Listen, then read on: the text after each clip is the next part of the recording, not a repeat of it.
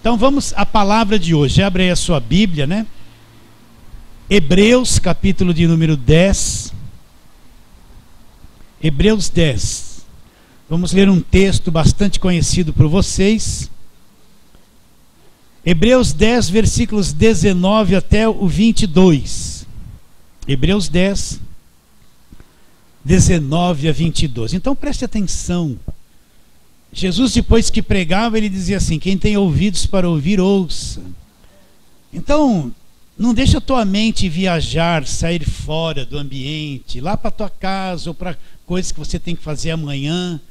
Capture a tua mente, fique firme assim, concentrado, para a palavra chegar bem clara na tua mente, você compreender, crer e não perder essa simples palavra que nós vamos falar hoje. Então eu vou ler, versículo 19. Tendo, pois, irmãos, intrepidez para entrar onde? Nos santos dos santos, pelo sangue de Jesus, pelo novo e vivo caminho que ele nos consagrou, pelo véu, isto é, pela sua carne, tendo grande sacerdote sobre a casa de Deus, aproximemo-nos com sincero coração, em plena certeza de fé, tendo o coração purificado da má consciência, e lavado o corpo com água pura. Até aí, vamos orar. Deus, estamos diante de uma grande verdade do Evangelho. O novo e vivo caminho que foi aberto pelo sangue de Jesus.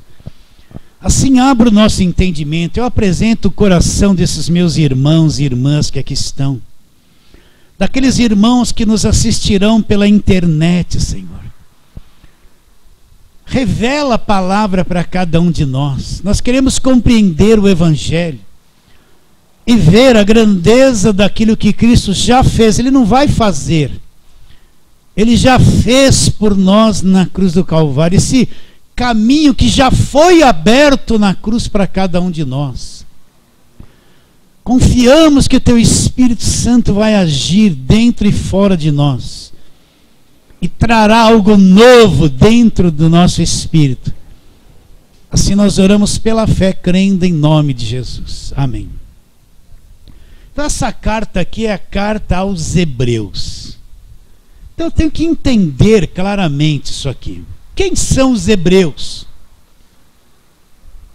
Para entender porque o escritor falou esse assunto com eles. Quem são os hebreus? Os hebreus são judeus que vivem debaixo da lei. São pessoas que nasceram no judaísmo e desde criança eles foram levados nas sinagogas. Eles aprenderam desde a criação do mundo a lei de Moisés, eles aprenderam os profetas maiores, os profetas menores. Os hebreus são aquelas pessoas que conhecem muito a lei, eles vivem debaixo da lei. Eles são conhecedores da lei, é uma carta direcionada a eles.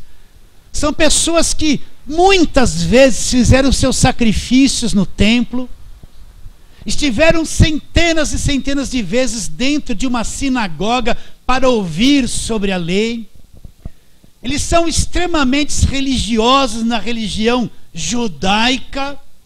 Eles são pessoas que estavam aguardando o Messias prometido na própria lei deles. Então, olha a cabeça dessa gente para quem o escritor está escrevendo essa carta. Os hebreus. Nós não somos hebreus. Você não é hebreu, você é gentil. Agora, o que aconteceu? Muitos desses hebreus, eles aceitaram e começaram a vir para o Evangelho. Mas eles estão vindo para o Evangelho com a cabeça cheia do Velho Testamento. E o Evangelho tem caminhos totalmente novos, diferentes da religião que eles iam praticando até agora.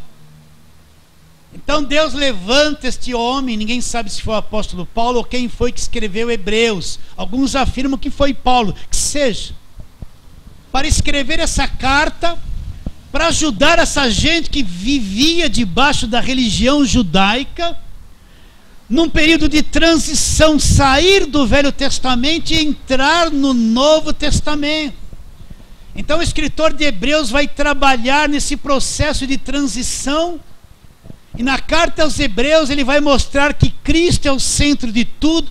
Cristo substituiu o Cordeiro do Velho Testamento, Cristo substituiu os sacerdotes do Velho Testamento, com seu sacrifício perfeito, Cristo cumpriu todos os quesitos da lei ao derramar o seu sangue, e que agora começa uma nova aliança.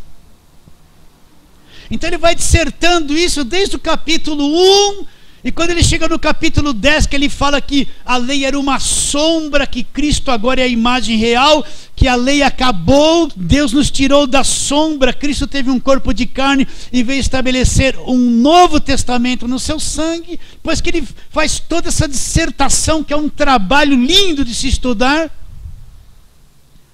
agora ele chega nesse capítulo 10, nesse versículo que nós lemos, ele vai mostrar para esse povo que está com a cabeça cheia de lei, que nasceu no judaísmo e viveu dentro de uma sinagoga.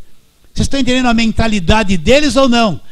Aquele povo que vai ter uma enorme dificuldade de entender o Evangelho. Então agora o escritor mostra para aquele povo e para nós também o quê? Um caminho que não existia na velha aliança. Um caminho que a lei não conseguiu abrir. Um caminho que no Velho Testamento, nos seus sacrifícios, nos seus votos, em tudo aquilo que eles praticavam, não existia, só veio a existir no Novo Testamento, através da morte de Cristo na cruz. Então agora ele fala, agora eu posso entrar com intrepidez nos santos dos santos. O que eram os santos dos santos? Era uma parte mais profunda do tabernáculo ou do templo. Lá tinha a arca da aliança, a vara de Araão que floresceu, o maná, as tábuas da lei, e aqueles querubins que cobriam a arca da aliança deles, do Velho Testamento. Não, a arca da aliança não tem nada a ver com cada um de nós do cristianismo. Aquilo é a arca da aliança do Velho Testamento, não tem nada a ver com a aliança do Novo Testamento, são coisas totalmente distintas. Então agora ele vai explicar que nós, da nova aliança, podemos entrar com intrepidez naquele lugar chamado Santos dos Santos, onde estava a presença de Deus. Na velha aliança, o sumo sacerdote entrava lá uma vez por ano, a ninguém mais era concedido esse direito. Só o sumo sacerdote entrava lá uma vez por ano com sangue de animais, para fazer expiação, primeiro pelos seus próprios pecados, porque ele era pecador, e depois pelos pecados do povo, uma vez por ano. Se entrasse alguém lá descredenciado, ele morreria ali dentro, porque não lhe era permitido. Então agora ele vai explicar que cada um de nós na nova aliança, depois que Cristo morreu na cruz, nós agora podemos entrar naquele lugar, figurativamente, com intrepidez, porque foi aberto um novo e vivo caminho, uma nova porta, um caminho novo de acesso a Deus foi aberto pelo sangue de Jesus. E ele vai explicar que qualquer pessoa da nova aliança que acredita no Senhor Jesus, que é um crente salvo, redimido, esse caminho está aberto diante dele, a porta foi aberta, o novo e vivo caminho foi aberto pelo sangue de Jesus. Que agora nós não precisamos mais do sacerdote do Velho Testamento. Como era o Velho Testamento? Você ia fazer uma oferta para Deus, então você vinha, trazia a sua oferta, entregava para o sacerdote que pegava a tua oferta e entregava para Deus. Isso era Velho Testamento. Agora ele vai mostrar que você não precisa mais de intermediário para chegar a Deus. Não tem mais nada que faz uma intermediação. Cristo é o nosso mediador agora. Ele vai mostrar que eu não preciso entregar nada na mão dos homens. Eu não preciso depender de um homem para entrar na presença de Deus. Eu não preciso depender de um apóstolo, de um pastor, de alguém que se considera melhor ou mais alto em nível do que eu, para depender de entrar na presença de Deus, depender de um homem. Ele vai mostrar o quê? Que qualquer um de nós que crê agora, temos um acesso direto a Deus. Você não precisa ser pastor, apóstolo, profeta, nada. Qualquer crente comum, ele pode entrar direto na presença de Deus. Por quê?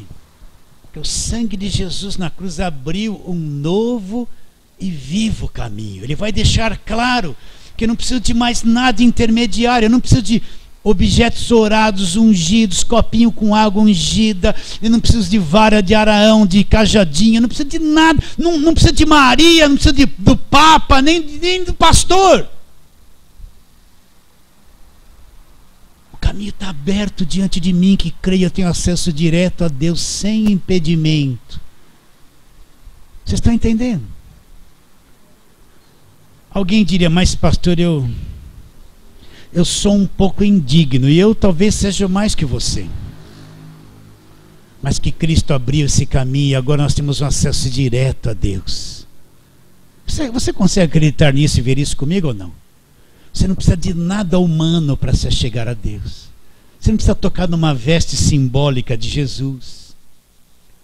Você não precisa que ninguém venha pôr a mão na tua cabeça. E agora eu sei que tem muito crente novinho na fé que fala assim, ora por mim, ora muito, né? Eu vou respeitar esse irmão novinho na fé. Mas você não precisa pedir para ninguém orar para você. Ah, pastor, eu não preciso de uma cobertura de oração, não. Eu não preciso de uma cobertura de um apóstolo, tudo agora é apostólico. Não precisa, porque o verdadeiro apóstolo é Jesus Cristo. Ele é o verdadeiro apóstolo. Você não precisa de nada disso, você tem acesso direto a Deus. A tua oração tem caminho direto a Deus pelo novo e vivo caminho que Jesus abriu pelo sangue dele.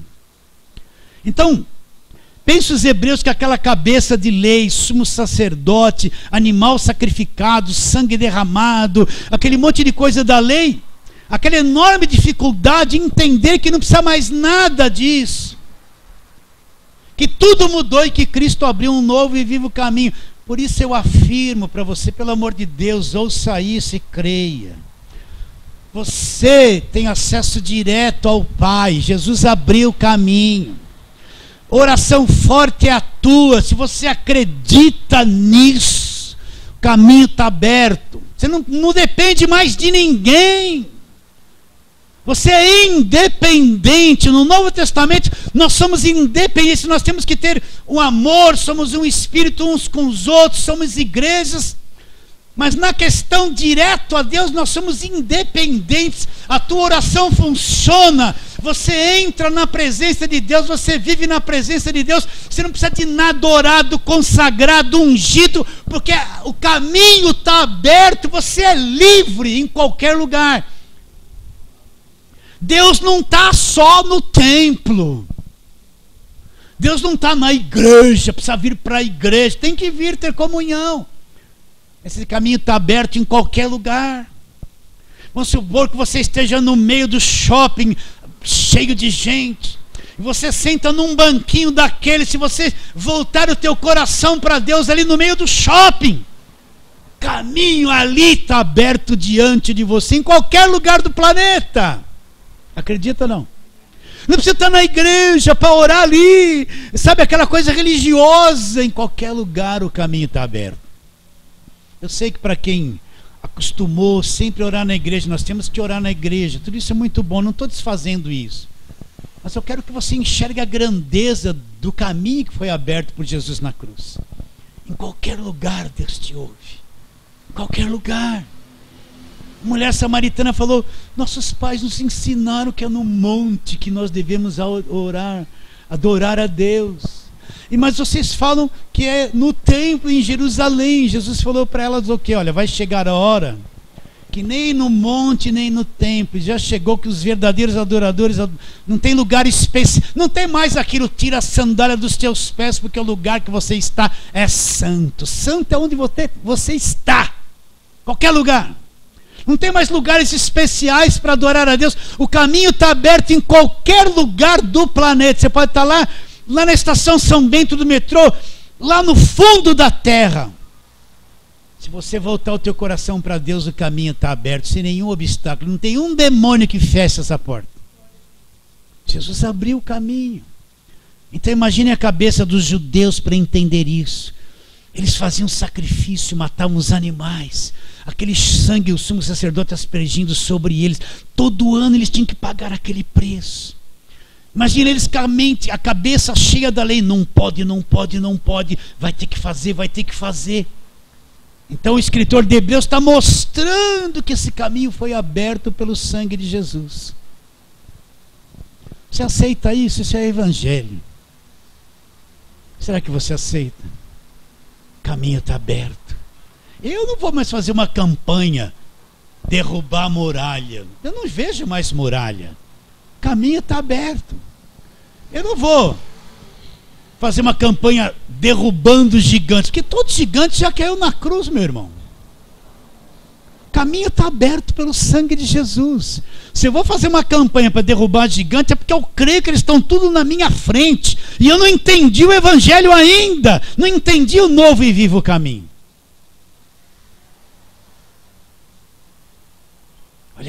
Olha como Jesus facilitou as coisas. Olha como a morte deles na cruz é uma coisa tão grande. Por isso que eles querem esconder a cruz de Cristo. Eles não querem pregar a mensagem da cruz. A maior parte da igreja evangélica brasileira nunca mais falou dos feitos da cruz. Não fala. É só coisa orada, ungida, é sangue. Ah, meu Deus, você tem visto, você não vê isso pela internet, pela televisão? Escondem a cruz, porque a cruz é o poder de Deus. Então qualquer pessoa fica imaginando aquele coitadinho que foi na igreja. Ai, deixa eu tocar no sapato do apóstolo, que esse homem é homem de Deus, é santo. Coitadinho dele. Nunca ele aprendeu que ele tem um acesso direto a Deus. Olha a cabecinha dele. Ele está empolgado com o homem. E para ele é significativo tocar no sapato do homem, que ele acha que o homem vai sair milagre do homem. Olha como ele está escravizado. Olha como ele está com a mente entenebrecida. Jesus abriu o caminho, mas ele não tem informação. E ele vai lá vender a geladeira para pôr o dinheiro dentro do envelope para fazer um voto. Que ele acha que ele fazendo isso, Deus vai se voltar para ele para abençoar ele. E ele não está enxergando que o caminho foi aberto. E isso não tem nada a ver com um caminho novo. Ele não está enxergando porque não chegou a palavra do evangelho para ele. Então existe muito sofrimento na igreja. Muita gente em conflito porque não entende que o novo e vivo caminho foi aberto. Você entende isso? Então vamos para a palavra. Vamos lá, aqueles textos costumeiros. Isaías 53. Você já sabe de cor, eu também, mas vamos ler. Isaías 53, a visão que ele teve, revelação que ele teve de Jesus na cruz.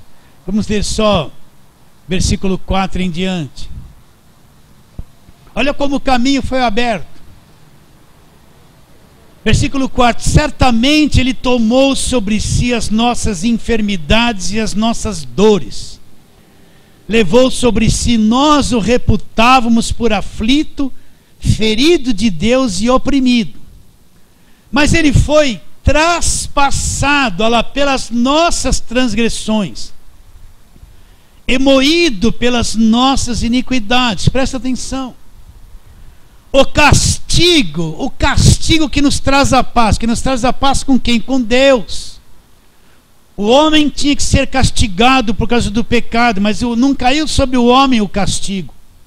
O castigo caiu sobre ele na cruz. Então, o castigo que nos traz a paz com Deus estava sobre ele na cruz.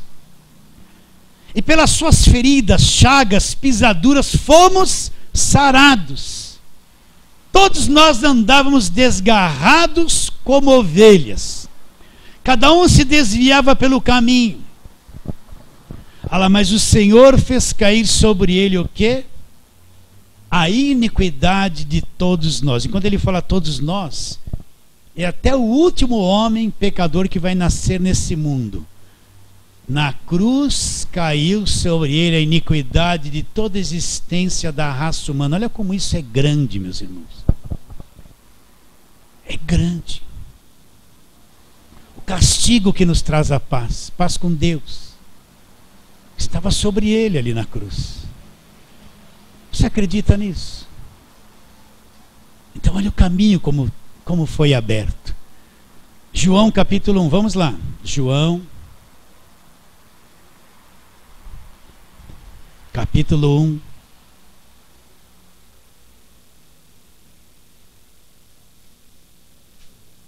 Como é difícil, eu lembro quando eu comecei, eu não sabia essas coisas. Eu não sabia nada disso. E tudo que me falavam para fazer, eu fazia. E achava certo. Então, quanta penalidade, quanto sofrimento. Quantas coisas a gente passava achando que era certinho. E tinha aquele sentimento de tristeza, de que sempre faltava alguma coisa. Quantas vezes sozinho orando, eu me sentia mal, eu nem terminava de orar porque Deus não está me ouvindo. Tem um diabo na frente, impedindo. A gente passava uma frustração porque não conhecia o Evangelho, não conhecia essas coisas. Então que texto eu falei para vocês? João, né, capítulo 1. A visão de João Batista, versículo 29. Presta atenção, depois do 36. Você já leu muito isso comigo. No dia seguinte viu João a Jesus que vinha a ele. Para ele disse: Eis o Cordeiro de Deus que tira o pecado do mundo. E vendo Jesus passar, disse, versículo 36, eis o Cordeiro de Deus. Olha a visão de João Batista. João Batista conhecia o Velho Testamento, ele conhecia todos os sacrifícios do Velho Testamento. Ele conhecia Êxodo 12, a Páscoa, o sangue nos umbrais da porta. Ele sabia tudo isso. O pai dele era sacerdote. Mas quando ele viu Jesus, veio lá no espírito dele a revelação. Olha o Cordeiro. Ele não falou outra coisa a não ser isso, o Cordeiro de Deus. O que esse Cordeiro de Deus vai fazer?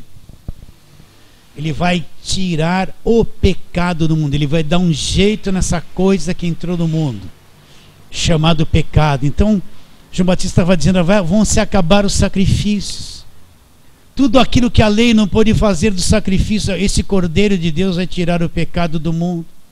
E João Batista apresenta Jesus como um Cordeiro que vai tirar o pecado do mundo. E onde ele vai tirar o pecado do mundo? Na cruz. Vocês estão entendendo isso? A lei, os sacrifícios da lei tiraram ou não tiraram? Eles só cobriram o pecado. Mas não puderam tirar, mas o sacrifício de Jesus tira na cruz o pecado do mundo. Vocês estão entendendo isso ou não? Sim ou não? Então olha como é grande. Eu fico pensando, Deus, eu amo a palavra da cruz, mas eu sinto em dizer que ainda o que eu tenho visto da cruz é insignificante. O pouquinho que eu vejo já me dá tanta coisa aqui dentro. Imagine se eu ver intensamente. Então, uma hora eu acredito que isso vai acontecer. Mas é tão grande o que Cristo fez na cruz. O sacrifício dele é maior que tudo, meus irmãos. É maior que tudo. Então, o que João disse? O Cordeiro de Deus que tira o pecado do mundo. Romanos 8, que nós lemos sempre aqui, vamos continuar lendo.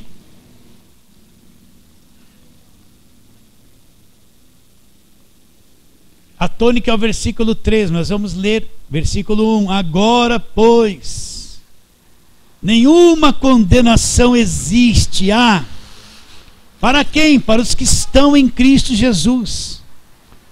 Porque a lei do Espírito da vida em Cristo Jesus te livrou, já livrou da lei do pecado e da morte. Porquanto que for impossível a lei, no que estava enferma pela carne, isto fez Deus enviando seu próprio Filho em semelhança de carne pecaminosa, no tocante ao pecado. Olha lá. E com efeito, condenou Deus aonde? Na carne de quem? De Jesus, o pecado. Então, quando Cristo está ali na cruz, na carne dele, no corpo dele, o pecado foi julgado e condenado ali na cruz do Calvário. Isso para te explicar que o caminho foi aberto. Já aconteceu, o pecado já foi condenado. Por isso que ele fala, não há mais condenação para aqueles que são salvos, que estão em Cristo Jesus. Não há mais condenação. Por quê? Porque o pecado foi condenado na carne de Jesus, nós já fomos absolvidos. Deus, como o juiz, já bateu o martelo, não há mais condenação. Sentença encerrada, o pecado foi condenado na cruz, vocês estão que creem foram absolvidos, não há mais condenação. Acredita ou não? Não há mais condenação. Gálatas 3, vamos lá, Gálatas.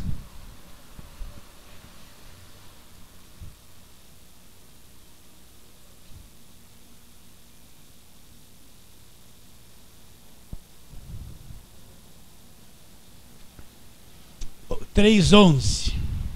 É evidente que pela lei ninguém é justificado diante de Deus, porque o justo viverá pela fé.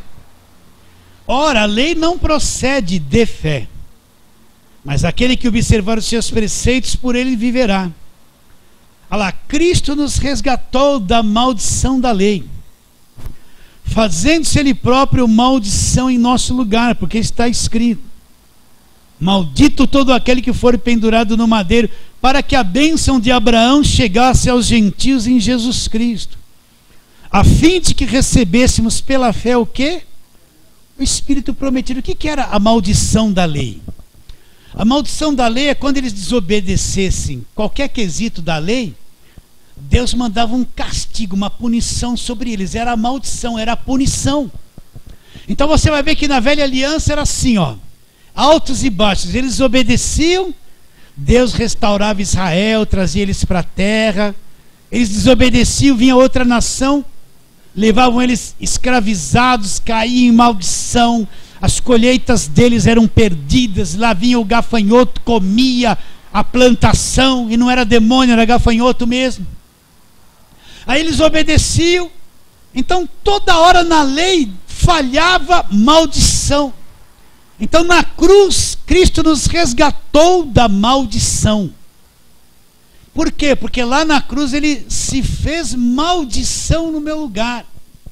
Então uma doutrina que entrou na igreja na década de 80, principalmente 90, quebra de maldição, é uma desgraça. Isso aí confundiu a cabeça, porque anulam a cruz de Cristo. Eles dizem que se o seu tataravô pecou,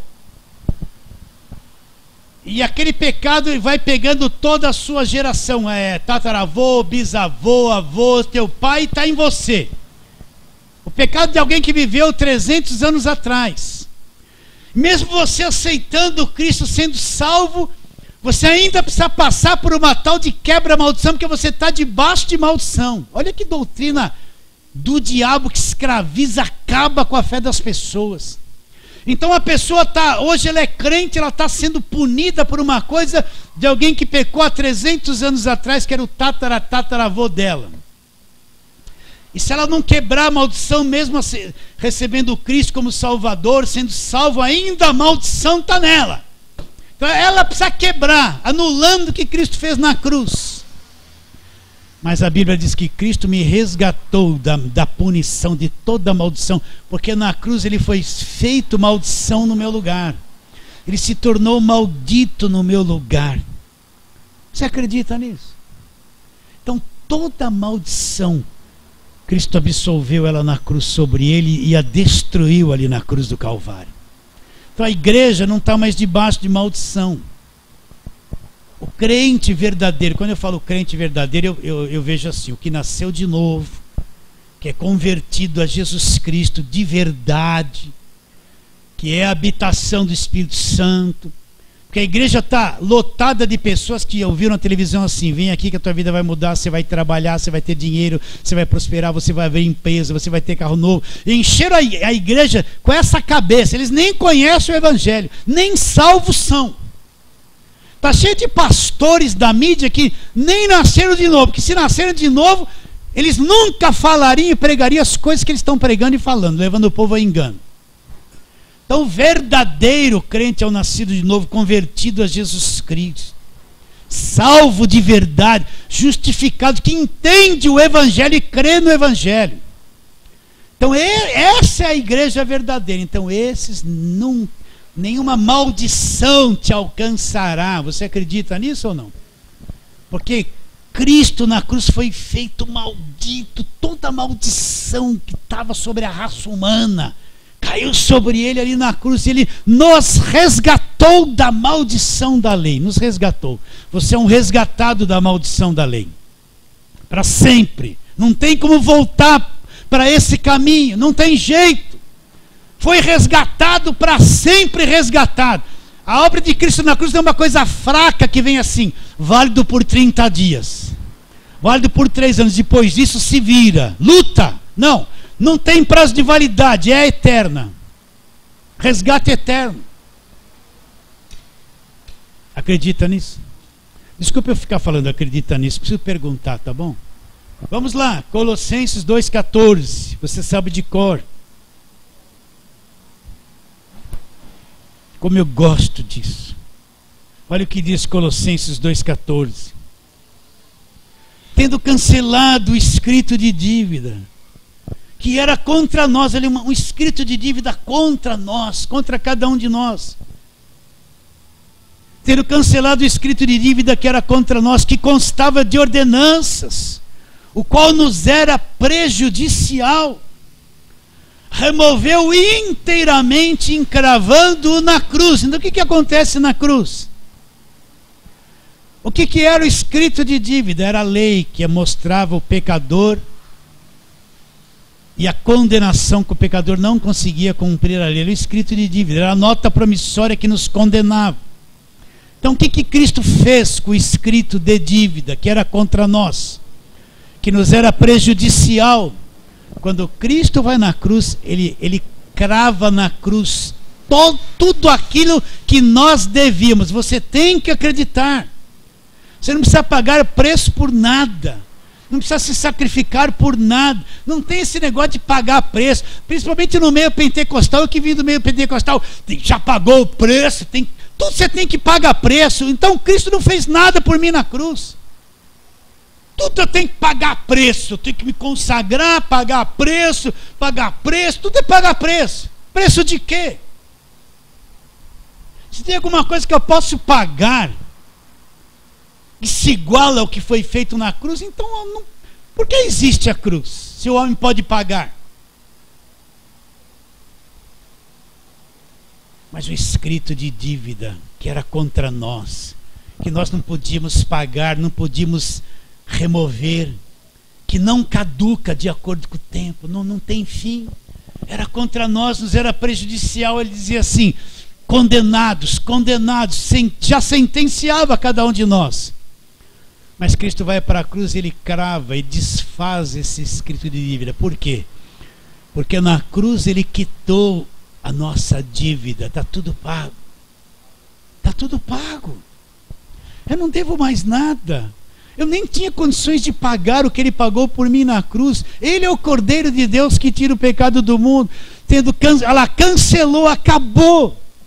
Cancelado o escrito de dívida que era contra nós, que constava de ordenanças, o qual nos era prejudicial, removeu inteiramente, encravando na cruz. Então quando Cristo ali na cruz diz: está consumado, acabou. Por isso que agora eu não devo mais nada. Você vai entender com o novo e vivo caminho. Não devo mais nada, Cristo quitou a minha dívida. Você aceita isso? Quitou minha dívida. Pastor, eu tenho que falar isso. Na nossa cabeça é assim: bom, quitou minha dívida do meu passado, uns pecados que eu cometi agora, né? Mas pastor, eu tenho uma natureza humana ainda.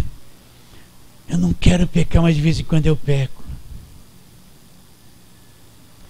Ele quitou a dívida por toda a tua existência. Você acredita nisso ou não? Olha como é grande a obra da cruz. O futuro sempre é uma incógnita. Mas, e se acontecer? Mas, a obra da cruz é tão perfeita que ele quitou na cruz, ele cancelou o escrito de dívida por toda a minha existência, até o último pecado que eu cometi aqui na terra está pago. Está pago. Ah, pastor, isso é uma heresia. Você não acredita nos feitos da cruz? Por isso que João disse, se eu cometer um pecado, eu confesso a ele. Está pago. E o sangue me purifica de toda injustiça. Eu não preciso fazer, mas matar um animal porque eu cometi um pecado e lá oferecer um cordeiro que nem na lei. Não, Deus, olha, eu não queria pecar, pequei. Jesus já pagou por isso, eu recebo perdão. Devo pecar? Então é fácil, vou viver pecando. Não, quem nasceu de novo não gosta de pecar. Quem nasceu de novo não gosta de ter ódio de ninguém, não gosta de roubar ninguém, não gosta de matar ninguém, não gosta de explorar ninguém, não gosta, meus irmãos. Né? A pessoa vai falar assim, o pastor não prega sobre pecado. Pregar por quê? Olha a tua consciência, você nasceu de novo? Não adianta vir aqui, meus irmãos, adultério é pecado, meus irmãos. Meus irmãos, não adianta, olha a tua consciência aí, ó. Eu preciso falar que adultério é pecado? Na tua cabeça você já não sabe? Eu preciso falar que contar uma mentira é pecado? Não, você nasceu de novo. Lá no teu espírito já tem um programa do que é pecado, do que é errado. Não é? Tem ou não tem? Mesmo assim você não faz uma coisinha errada? Deus, eu não deveria falar, mas falei. Então minha desculpa assim, não é que eu quero falar mal, mas já falou mal. Então, você nasceu de novo na tua consciência. Você já sabe o que é errado, o que é certo. Eu não preciso pregar contra uma coisa que aí dentro de você já sabe que é errado. Não preciso falar, você já sabe, o Espírito Santo está dentro de você. Se sensibiliza com o que é certo e com o que é errado. Então, o escrito de dívida foi pago por toda a tua vida. Então eu odeio pecar, mas eu estou numa natureza que eu não quero falar demais e falo. Odiosa essa minha natureza, ela tem um monte de tendência errada, ela quer cobiçar. Ela tem um mau olhar às vezes para alguém. Às vezes quando é umas loucuras na alma. Ou só eu que sinto assim? Você não? Só eu? Você também, né? De vez em quando você não é meio doidão por dentro? É a natureza. Aí vai falar demônio. Não, é tua carne, é a tua natureza mesmo. Mas ele quitou a tua dívida. Eu demorei anos para entender isso. Não tinha nada que descansava o meu coração para mim entrar no descanso de Deus, de Hebreus 4. Eu nunca tinha entrado no descanso de Deus. Eu estava sempre devendo, acusado. Eu dava o dízimo, fazia tudo, ia nas vigílias, ia em todos os cultos, fazia tudo, sacrifício, fazia tudo e estava devendo, não tinha paz no coração. Mas quando eu entendi que tudo tinha sido pago, entrei no descanso de Deus. Então ele pagou por tudo. Não tem prazo de validade. E que mais ele fez em Hebreus? E despojando, versículo 15, os principados e potestades, publicamente os expôs ao desprezo, triunfando deles aonde? Na cruz. Porque ele associa primeiro pagando a dívida, cancelando o escrito, e depois já põe despojando os principados e potestades. Por quê? Porque na cruz, depois que a dívida é paga, ele despoja o diabo. O que é despojar? É privar de posse, é destituir de autoridade, de domínio. É que nem um indivíduo que não pagou aluguel, o proprietário vai lá, põe ele para fora, limpa a casa, ele, sabe, perdeu o domínio, perdeu o espaço, perdeu a autoridade, perdeu o poder. Jesus despojou aonde? Na cruz, os principados e potestades. O diabo é um derrotado, os demônios são tudo derrotados, despojados. Eles sabem isso. Agora a igreja não acredita nisso. A igreja ainda está tentando vencer o diabo com água. Olha a inocência, meus irmãos. Ainda ela está acreditando que jogar uma aguinha ungida vai espantar o demônio. E despojando os principados e potestades, publicamente os expôs ao desprezo, triunfando deles, onde? Na cruz. Né? Olha lá, Hebreus 2,14, que você sabe. O que diz? Se isso aqui não for verdade, Ele diz: visto, pois, que os filhos, que somos nós, têm participação comum de carne e sangue. Nós participamos de um corpo de carne e sangue. Destes também ele, Jesus, participou igual a nós, para que por sua morte destruísse quem? O que tinha o poder da morte. Quem é que tinha o poder da morte? Saber, o diabo. Então Cristo teve um corpo de carne e sangue, mas na morte desse corpo de Cristo, de carne e sangue, na cruz, ele olha, está escrito aqui, ó, destruiu aquele que tinha o poder da morte, a saber, o diabo. Então o diabo foi destruído. O diabo é um coitado, gente. Pastor, não fala isso, pastor. Já está vindo seta. Você quer acreditar em seta? Acredita. O diabo é um coitado que foi destruído. Só que ele quer que a igreja acredite que ele é grande, que ele é forte, que ele está dentro da casa de todo crente. O diabo quer que cada esposa que o marido não é crente acredite que o diabo está na cabeça do marido. O diabo quer que cada pai, cada mãe que é crente fanático acredite que os filhos que não querem ir na igreja têm demônio. Então eles ficam tudo atormentados com essas coisas na cabeça, né? Vocês entendem ou não? O diabo quer que a igreja acredite que ele é fortão, furioso, que ele sai da igreja, ele está lá na porta para ir junto e embora com o crente. O diabo quer que a igreja acredite que o olho gordo pega o crente, a macumba, a inveja, o feitiço pega o crente, uma vela acesa pega o crente. Aí a igreja que fala que Deus é poderoso está acuada com medo e não acredita que para que por sua morte destruísse o que tinha o poder da morte. Porque eu falo tinha, porque Jesus ressuscitou, quebrou o poder da morte. Jesus quebrou o poder da morte. O diabo não tem mais poder sobre a morte. Jesus ressuscitou, quebrou, destruiu a morte, Paulo disse. Aonde foi isso? Na cruz. Meu Deus do céu, a coisa mais difícil é fazer o crente acreditar, só o Espírito Santo acreditar que o diabo foi destruído na cruz. Está enfraquecido, é um coitado. Tiago falou assim, ó, você se sujeite a Deus, que é se sujeitar à palavra. Resista ao diabo, o que o diabo vai fazer? Vai fugir de você. E olha que ele não fala demôniozinho, ele fala diabo. Você resiste, como é que você resiste ao diabo? Olha, tem uma rosinha ungida aqui, o diabo. Olha, vou jogar um salzinho grosso, o diabo ri dessas coisas. Olha, tem aqui uma água de banho de descarga, vou jogar, o diabo dá risada. Passa óleo, o diabo ri. Olha, tem aqui um pouquinho do suor do apóstolo no lenço, o diabo ri.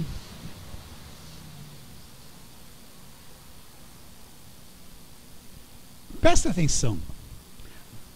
A pessoa quer vencer um ser que foi criado por Deus, que morou no céu, que foi um querubim da guarda, que conheceu Deus pessoalmente, que conheceu os mistérios do céu que o homem não conhece.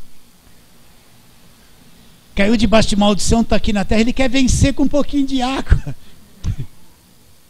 Água ungida, limpar a tua casa. Olha o que está na cabeça dessa gente. E não acredita no que está escrito, para que por sua morte destruísse o que tinha o poder da morte, a saber, o diabo. Aonde aconteceu isso? Na cruz. Então, olha, antes do caminho ser aberto, Jesus derrubou todas as coisas: maldição, pecado, culpa, dívida, demônio, diabo, arrebentou tudo. Tudo que era barreira, que era obstáculo, Jesus destruiu na cruz. Acabou. Na cruz ele destrói tudo. Por que eu vou fazer uma campanha derrubando muralhas? Sabe por quê? Porque eu acredito que as muralhas estão na minha frente. A minha fé é um fracasso. Eu vejo dificuldade, muralha, então eu acho que eu vou quebrar a muralha. Mas não acredito que na cruz tudo foi removido. Tudo foi removido. Então, depois que Cristo faz tudo isso na cruz, que o sangue dele é derramado, sim ou não? Quero ler só mais um textozinho, vai. 1 Coríntios, vamos lá, 1 Coríntios 1. Isso é a palavra da cruz, né? Então, 1 Coríntios 1, 18. Olha o que Paulo fala. Isso aqui está na Bíblia. É difícil vir um pregador de televisão. Os pregadores de sábado faz desfile na televisão. Será que ele vai falar? Aí vai lá, porque a prosperidade de José. Olha lá, versículo 18. Certamente a palavra da cruz. O que é a palavra da cruz? O ensino do que Jesus fez na cruz. É loucura para os que se perdem. Quem está perdido, a palavra da cruz é loucura, é uma coisa louca, é coisa louca. É loucura para os que se perdem, mas para nós que somos salvos, o que é a palavra da cruz? É o poder de Deus. Então ele está dizendo, ó, quem está perdido, a palavra da cruz é loucura. Mas nós que somos salvos, é o poder de Deus. O que é a palavra da cruz? O ensino do que Jesus fez por nós na cruz.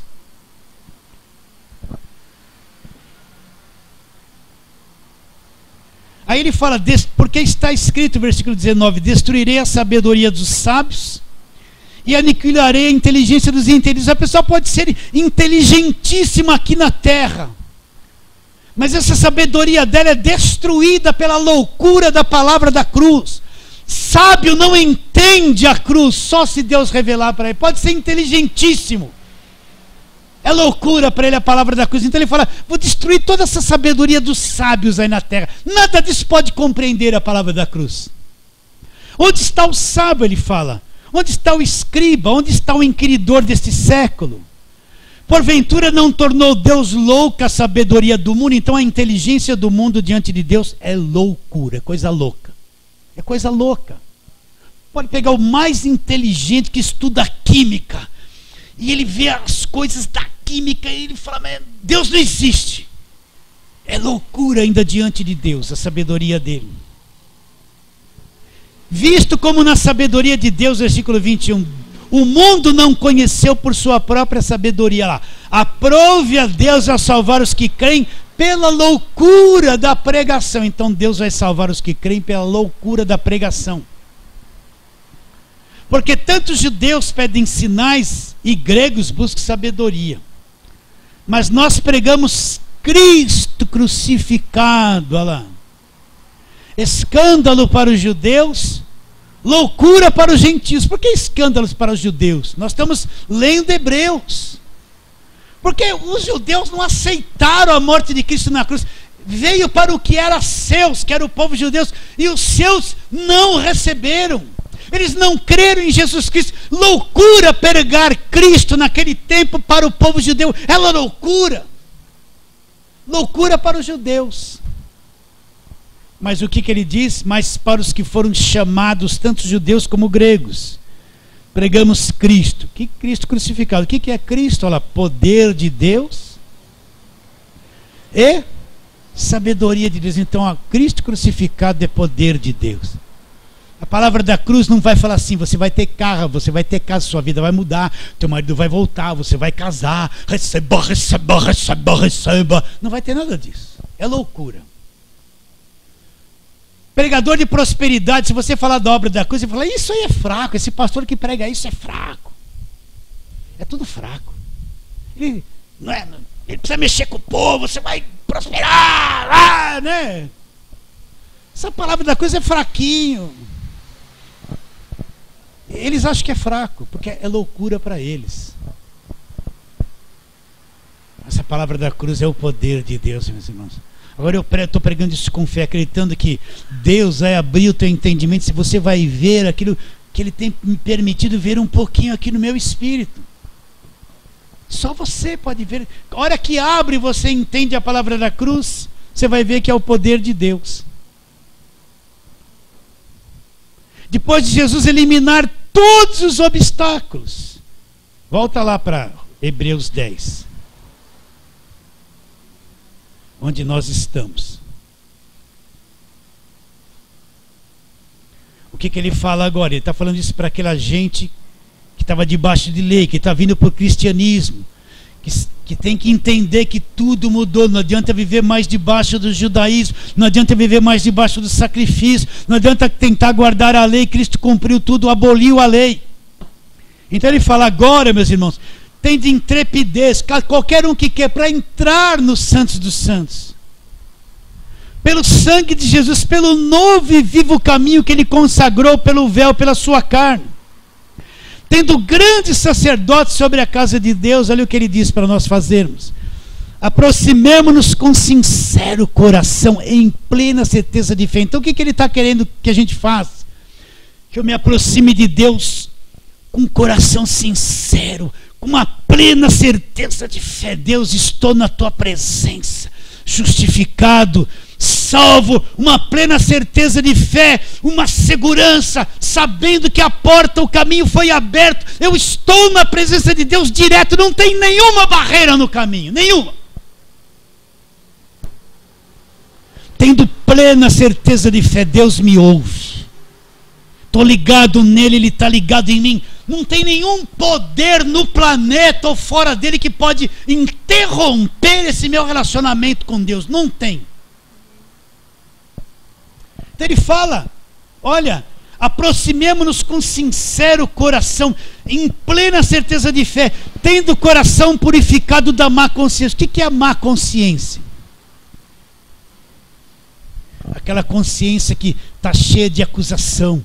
Deus não te ama, você errou, você pecou, você não cumpriu tudo que a igreja pediu, você não deu o dízimo, está debaixo de maldição. Aquela consciência ruim de acusação que te condena, que te pune, que te acusa o tempo todo. Olha o pessoal que vive debaixo de lei, ele vive esmagado na consciência dele, está sempre se sentindo condenado, culpado, não tem paz, está inseguro, parece que Deus está contra ele, parece que a oração dele não vai, e ele está em aflição. Aí ele vem com aquela oração religiosa: oh Deus, tem misericórdia, eu sou um vermezinho, eu sou pó, Senhor.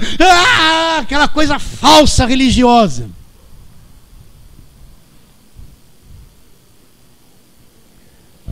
Quantos estão com essa consciência? Deixa eu ler a palavra certa, a má consciência. Quanta gente na igreja está com aquela consciência má, cheia de acusação. Ele deve muito para Deus na cabeça dele. Ele ouviu tanta pregação de jugo, ele não tem paz, ele não consegue cumprir tudo aquilo que puseram em cima dele. Então ele tem a má consciência de acusação. Como é que uma pessoa com a consciência assim vai falar: Deus, eu te amo, eu te adoro? Quando ele vai falar: Deus, eu estou devendo, eu estou mal, eu estou fraco, Deus está com raiva de mim, ele vai me punir, ele vai pesar a mão, Como é que ele pode orar com fé, com uma cabeça assim? Nos aproximemos com coração, sincero coração, plena certeza de fé, tendo o coração purificado da má consciência. Então aquele que entendeu,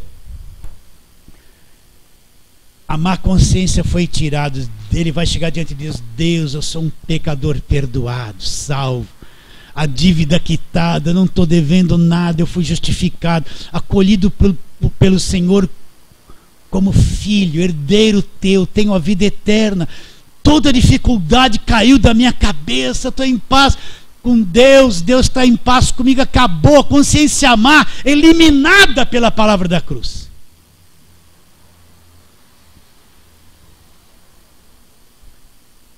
Então, o sangue de Jesus, depois de ele eliminar todas as barreiras, o sangue dele derramado na cruz, ele abre um novo e vivo caminho. Então nós não somos religiosos, cheios de normas e regras organizacionais da igreja para cumprir como se aquilo fosse a salvação. Não. Nós somos pessoas libertas pelo sangue da cruz. Sim ou não?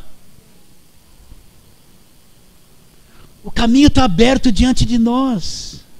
Eu tenho acesso direto a Deus. Eu não vou orar assim: ó Deus, em nome de Jesus, nós entramos na sua presença. Não vou entrar na presença de Deus. Tem um corinho que a gente canta aqui: quando entra em tua presença. Tem que riscar isso, está errado. Já estou em tua presença, não entro, não vou entrar, não estou separado da presença de Deus. quando entra a presença pelas asas do louvor. É isso, errado. Bonito, mas errado. Eu não entro na presença de Deus pelas asas do louvor. Eu estou na presença de Deus pelo sangue da cruz. Não é por louvor, nenhuma asas de louvor. A gente canta errado e crê errado. Que louvor que me faz entrar na presença de Deus? É o sangue que me faz entrar na presença de Deus. Porque eu estou na presença de Deus, eu louvo a Deus. Então o caminho foi aberto, meus irmãos. A porta está escancarada. Quão grande é o que Jesus fez na cruz. Quão grande é o sacrifício e o sangue derramado. E agora a gente vai participar da ceia. Nós vamos comer o pão. O que ele disse? Condenou Deus na carne o pecado. Jesus Cristo disse: esse pão é meu corpo que é partido por vós. Depois vamos tomar do cálice. Ele disse: esse cálice é o cálice do meu sangue, é o novo testamento no meu sangue. Então, quando nós estivermos participando da ceia, o que nós vamos memorizar? O caminho foi aberto. Quando você estiver comendo o pão, bebendo o cálice, memorize isso: o caminho foi aberto. Não tem nenhum obstáculo que me impeça de estar na presença de Deus. Tudo foi removido. Nesse espírito vamos tomar a ceia. Fala assim: amém.